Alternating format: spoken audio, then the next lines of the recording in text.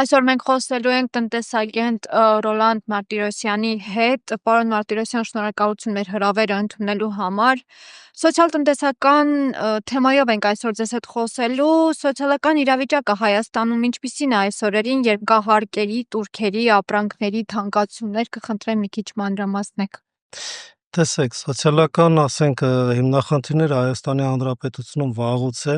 եւ այսօր ավելի խորն է արտացոլվում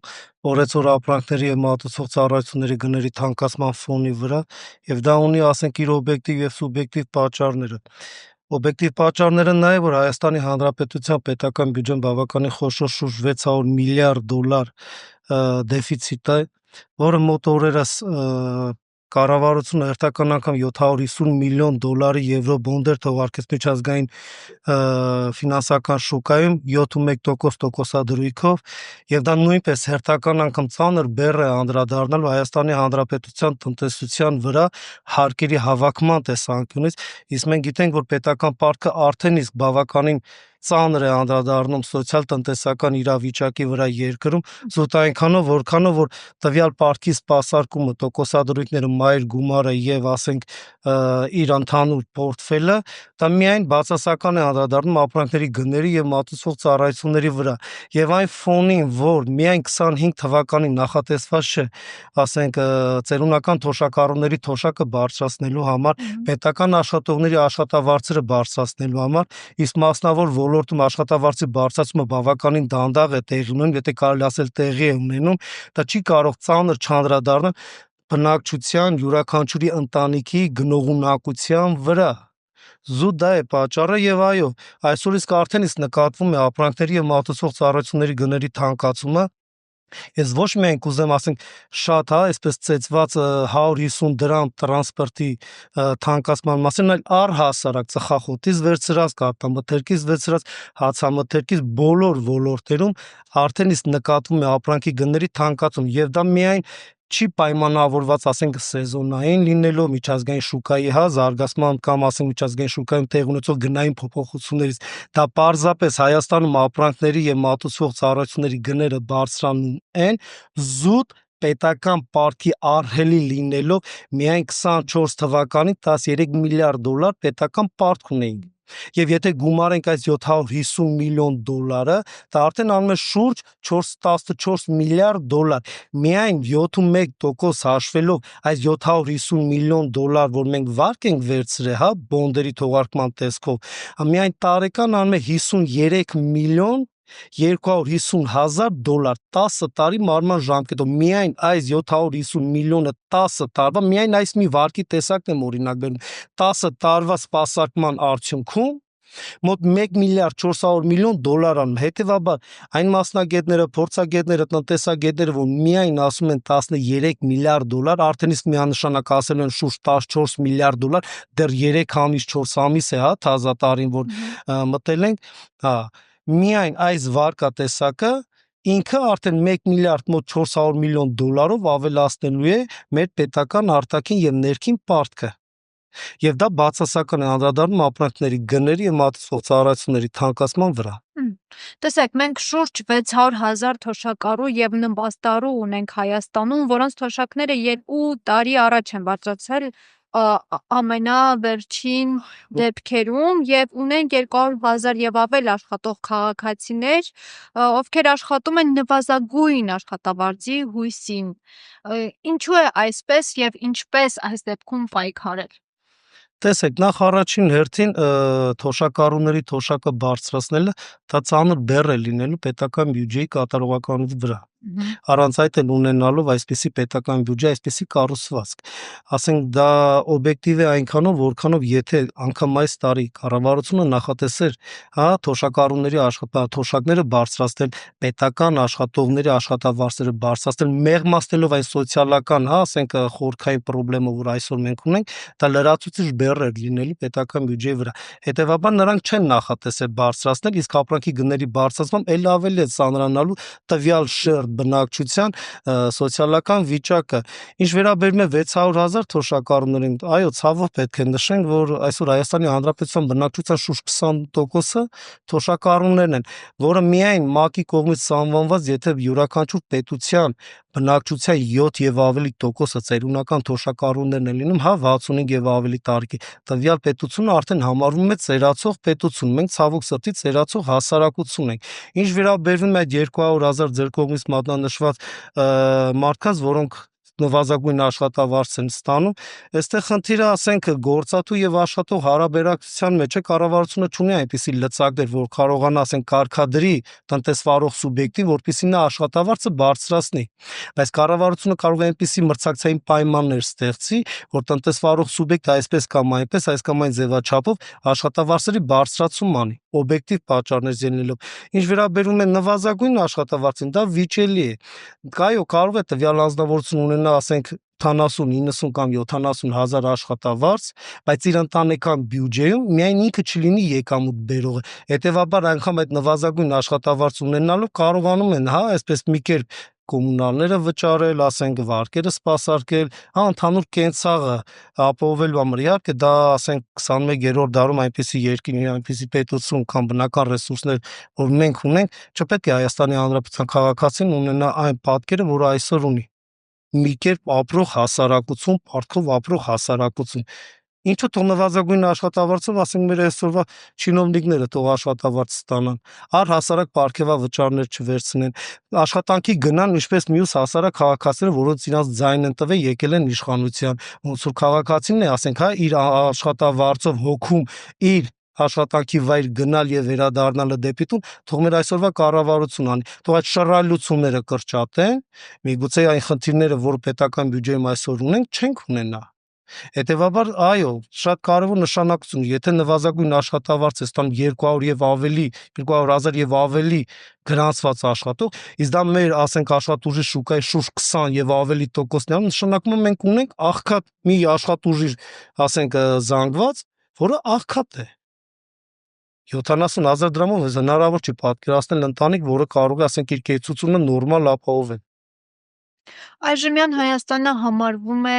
թանկ երկիր, ճակերտավոր, հա։ Հայաստանում կան նաև աշխատող աղքատներ, որոնց աշխատավարձը 100-ից 1500 դրամի սահմաններում է եւ կրկին անգամ ոչ մի փոփոխություն չկա։ Այս դեպքում ինչպես պետք է պայքարեն տվյալ մարդիկ թանկացումների դեմ։ Տեսեք, ինչ վերաբերում է Հայաստանի Հանրապետությունը թանկ երկիր է, այո, թանկ երկիր է, ասեմ ավելին, ես վերջերս մի վերլուծություն էր իրականացել, որ Երևան քաղաքը ավելի թանկ է ապրելու տեսանկյունից, քան նույն մեր հարևան երկրների մայրաքաղաքները, նույն, ասենք, Թբիլիսին, Բաքուն, Մոսկվան, անգամ Երևանը համեմատել են միջին զարգացած եվրոպական երկրների քաղաքների պես, ասենք, դա նորմալ չի։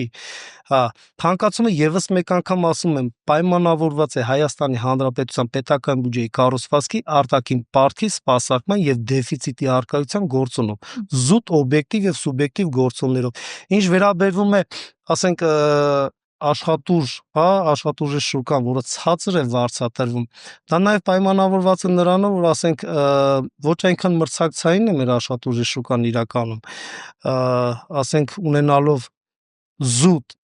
հիմնական մասը մեր տնտեսության ծառայությունների եւ սպասարկման ոլորտն է եւ մեր աշխատուժի մոտ 30-ից 40%-ն է, որ արդյունաբերության ոլորտում է զբաղեցած, հետեւաբար մեր տնտեսությունը ավելի շատ սպառողական կլանող տնտեսություն է, քան արտադրող եւ արտահանող տնտեսություն է, եւ այն աշխատուժի աշխատավարձի բազան, որ Հայաստանի Հանրապետությունը այսօր ունի, դա արտացոլում է մեր տնտեսության դանդաղ զարգացման կամ ոչ արդյունավետ զարգացման, առավել եւս կառավարության կողմից գրեթե քայլեր չի ձեռնարկվում, որ մեր տնտեսությունը որակապես նոր փուլ տեղափոխվի, ասենք, արդյունաբերությանը զարգան, արտոնյալ պայմաններ ստեղծեն տնտեսվարող սուբյեկտին, այլ ոչ թե հարկային քաղաքականության արդյունքում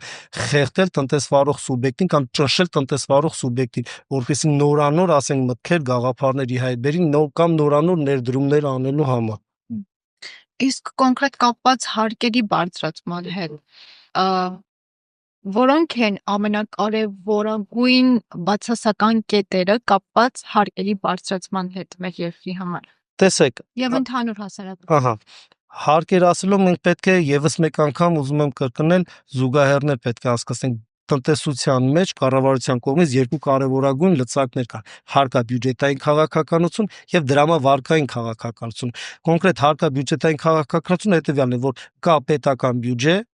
որը հիմնականում հավաքագրվում է հարկերի, տուրքերի, տուժտուգանքների, ասենք չնախատեսված, ասենք այլ ծախսերի, տրանսֆերտերի կամ ոչ հարկային եկամուտների տեսքով։ Եվ հարկային հիմնական մեր պետական բյուջեի արյուծի բաժինը համալրման դա հարկային քաղաքականության արդյունքն է, որ յուրաքանչյուր այսօր տնտեսվարող սուբյեկտը տնտեսական գործունեություն է ծավալում եւ սպառողը հանդիսանում է Հայաստանի Հանրապետության քաղաքացին, գոյացված այդ տնտեսվարող սուբյեկտների եկամուտ մի մասը հարկերի տեսքով գնում է պետական բյուջե։ Հիմա տեսեք, որքան մեր պետության արտաքին եւ ներքին պարտքը ավելանում է,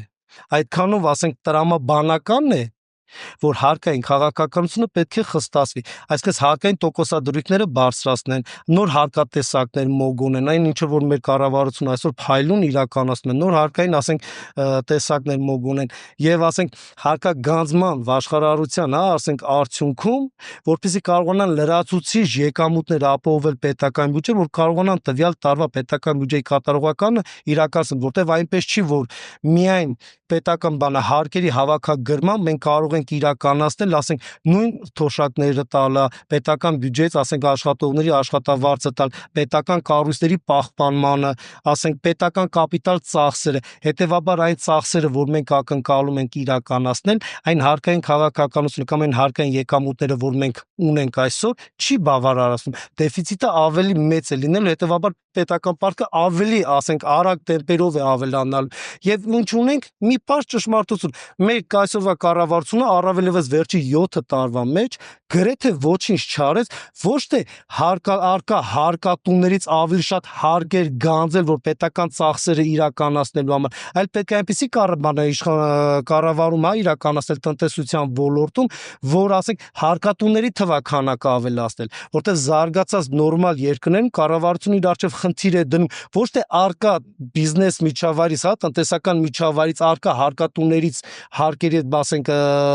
հարկագանձումը ավելացնել, այլ հակառակը նոր հարկատուների թվաքանակը ավելացնել։ Այսօր մենք տեսնում ենք, որ տարեստարի Հայաստանի Հանրապետությունում տնտեսվարող սուբյեկտների թվաքանակը գնալով նվազում է։ Հետևաբար հարկատուների թվաքանակն էլ է նվազում։ Մենք պետք է անենք այնպես, որ ոչ միայն արտադրողականության աճը, ասենք հարկատուների թվաքանակի աճով, հարկատուների, ասենք,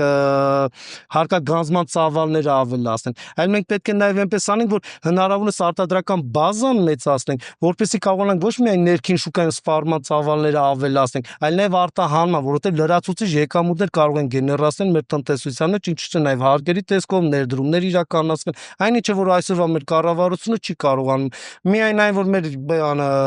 էկոնոմիկայի նախարարը, Հայաստանի Հանրապետության էկոնոմիկայի նախարարը Գևորգ Պապոյան, եթե չեմ սխալվում, որ ասում է Հայաստանի Հանրապետության արտաքին պարտքը 590 միլիոն դոլար է, դա արդեն ծիծաղելի 5 միլիարդ ներողություն, 5 միլիարդ 962 միլիոն դոլար է, դա արդեն ծիծաղելի է։ Նման էկոնոմիկայի նախարարից ինչ պետք է սպասի մեր տնտեսությունը, մեր բիզնեսմենները ինչ պետք է սպասեն, ոչ մի լավ բան։ Այնա մենք ամեն օր տեսնում ենք կառավարության առջև հարկային փոփոխությունների արդյունքում տարբեր ոլորտների տնտեսվարող սուբյեկտներ ամեն օր գալիս են բողոքի ակցիան իրականացնում եւ ինչ ոչինչ անարդյունք, որովհետեւ ոչ ոք իրենց չի լսում, ոչ ոք իրենց հաշվի չի առնում, իրենց հիմնախնդիրները անգամ չեն կարողանում պատկերացնել։ Թե ինչ շնորհակալ եմ այսօրվա հարցազրույցի Ես ձեզանից եմ շնորհակալ հրավերքի համար, շնորհակալություն։